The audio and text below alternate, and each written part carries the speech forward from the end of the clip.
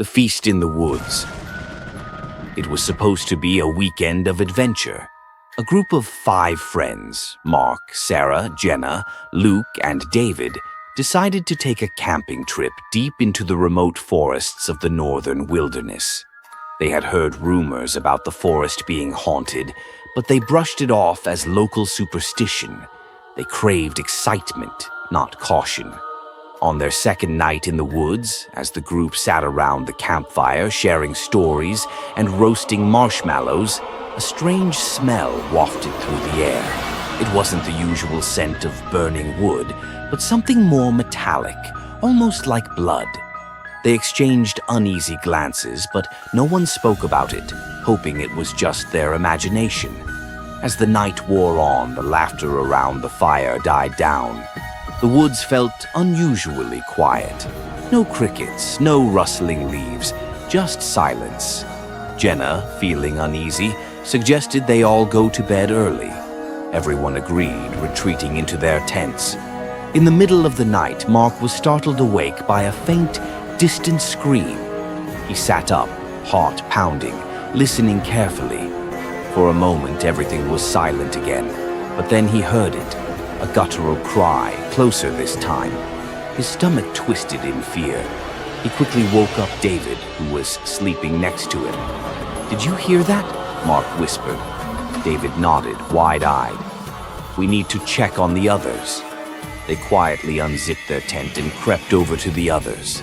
But as they approached Sarah and Luke's tent, they noticed the flap was already open. Inside, there was no sign of them.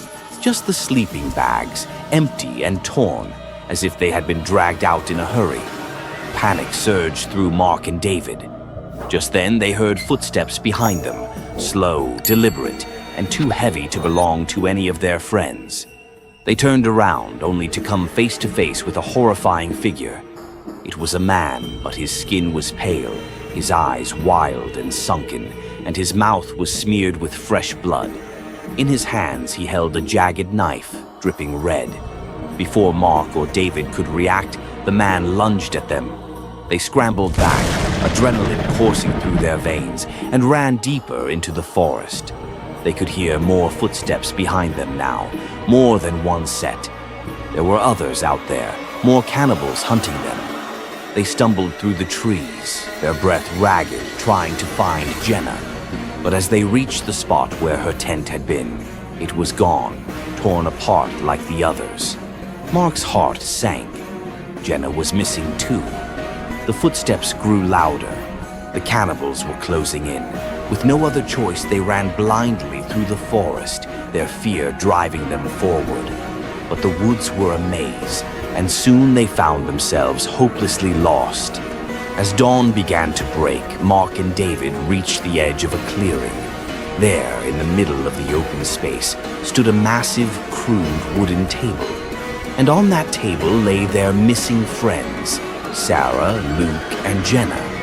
Their bodies were motionless, pale, and surrounded by the cannibals who were preparing for their grotesque feast.